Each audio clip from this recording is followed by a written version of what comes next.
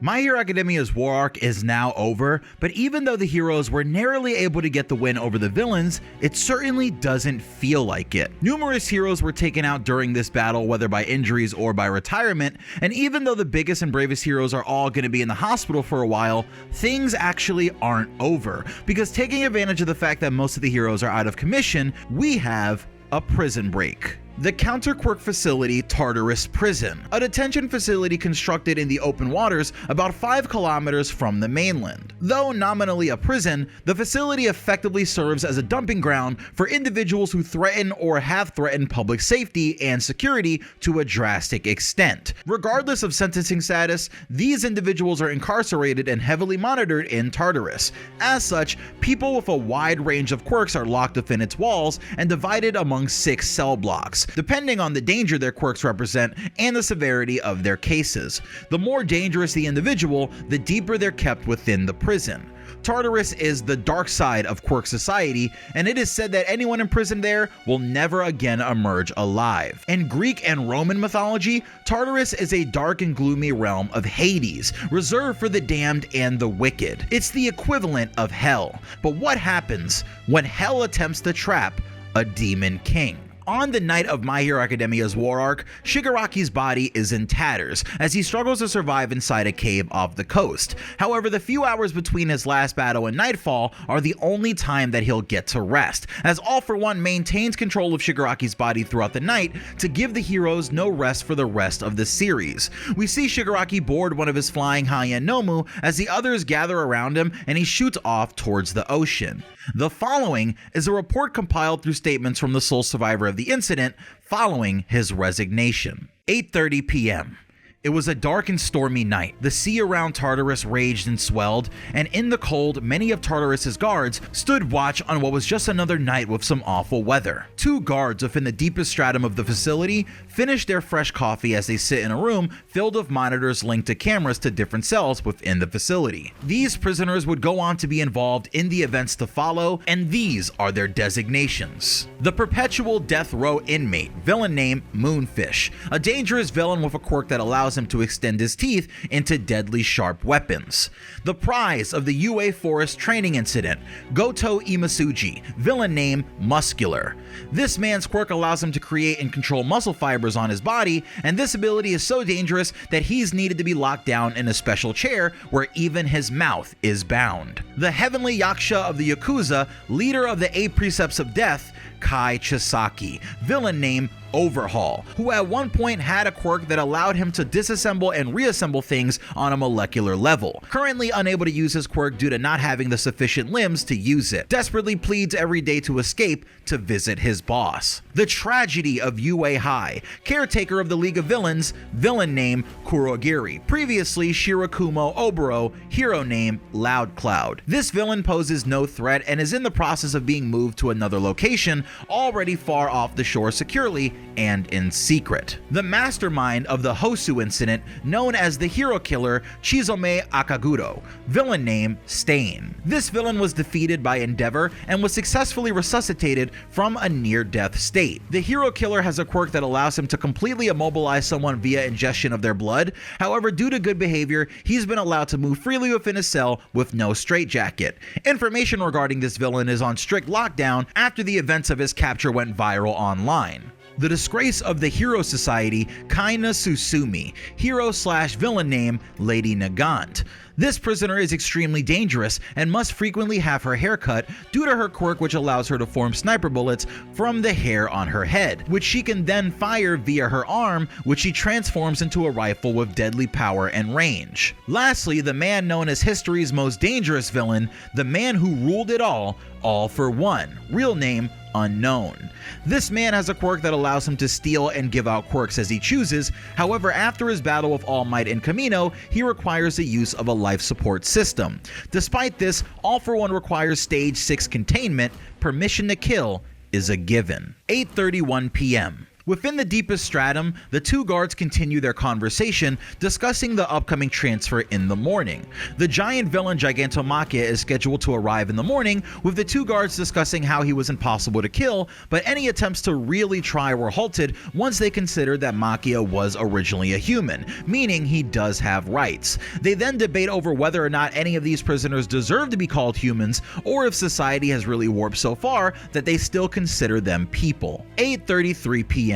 A dark shadow lingers over the prison's mainland gate. Those who noticed figured it was some sort of cloud formation, but they would soon find out otherwise. 8:34 at the Bronze Gate, two heroes who are always stationed to protect Tartarus are doing their normal patrol, surrounded by their very own guard of elite armed bots. Briareos, a hero with 10 arms and horns on his head, notices something moving in the shadows, and as quick as he sees it, a projectile comes from the dark and instantly takes the hero out. Gunfire from the mechanized guards rings out, lighting the area with the sparks of bullets and lasers hitting the concrete. And that's where Gygas, the surviving brother with a quirk and appearance very similar to his fallen kin, calls for a code red security alert. "It's Nomu! They're invading Tartarus and my brother is already down. They killed him." The code red security alert goes out. Intruders detected, now sealing off every floor. All staff be on high alert.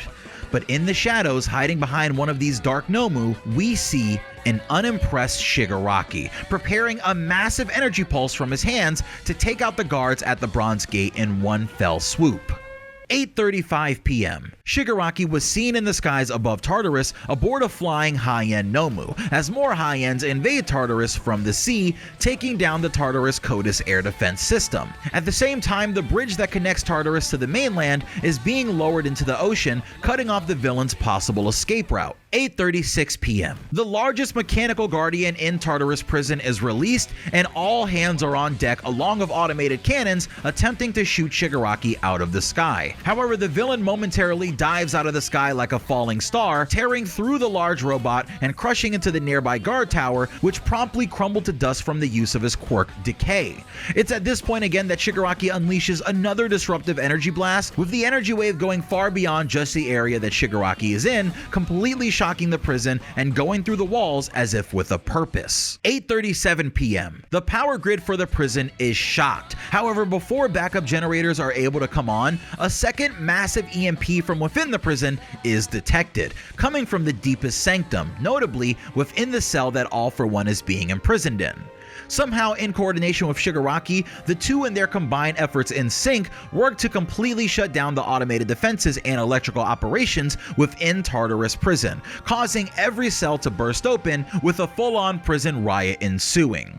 8:38 p.m. Bursting through the walls into the room where we saw our guards discussing human nature in front of those monitors, Muscular enters the room, completely crushing all of the guards in the surrounding area with his quirk, screaming that he's bound for paradise after his time in this hell. 8:39 p.m. Prison guards reached the lower levels but were quickly killed by Moonfish, who unleashed his quirk in the hall indiscriminately, also killing several escaping villains. At this point, data shows that Kai Chisaki was let out of his cell, with Kai later being seen of the ex-hero Kai Susumi. 8:40 p.m. The hero killer was seen killing an unidentified prisoner with a small shard of glass before attempting to raid the monitor room for some sort of information. The man hasn't been given any information as is standard on the outside world since his capture, so the All Might fanatic knew nothing of the fall of his iconic hero.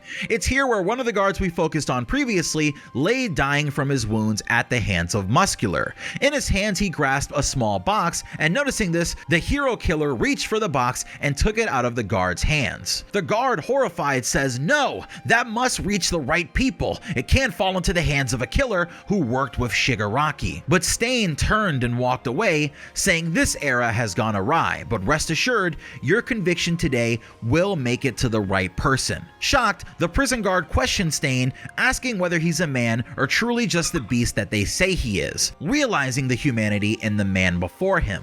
But to that, Stain says that he's an ally to the the just world, but a beast all the same. 8:47 p.m. Muscular finally makes it outside onto the main deck of the prison, and that's where he sees Shigaraki for the first time since his introduction into the League of Villains. But alongside Shigaraki is All for One, who says now is the time for this impending Void era to give rise to a more perfect Demon Lord. All for One says that this will be the story of how he becomes the greatest Demon Lord and villain of all time. After the events of the Great Hero War, the heroes were shocked in the middle of the night to the news reports of this incident, and surely some of them thought that this would be the end of this hellish night.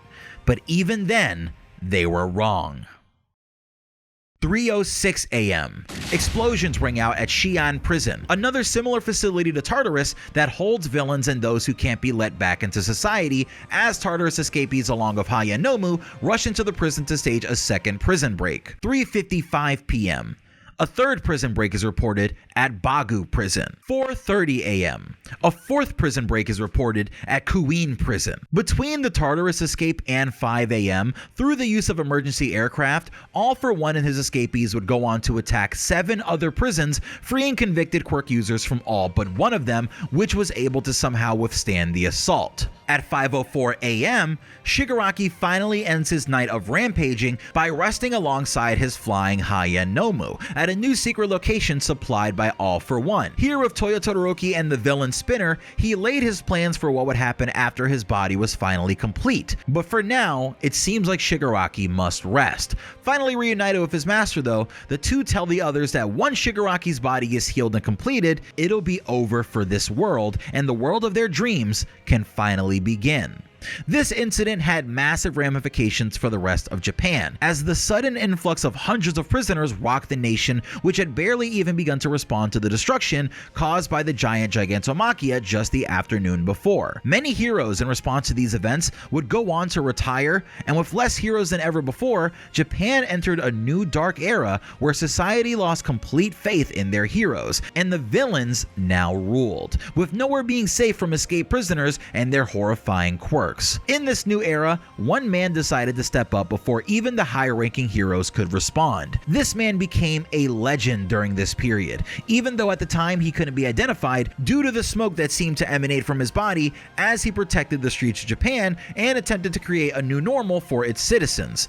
In their time of need, he was Japan's greatest help. However, rumors at the time swirled around this mysterious figure, with some saying if you saw him, you wouldn't be able to tell he was a hero at all. This man was Izuku Midoriya, and soon we'll tell the story of the day that Izuku Midoriya left UA.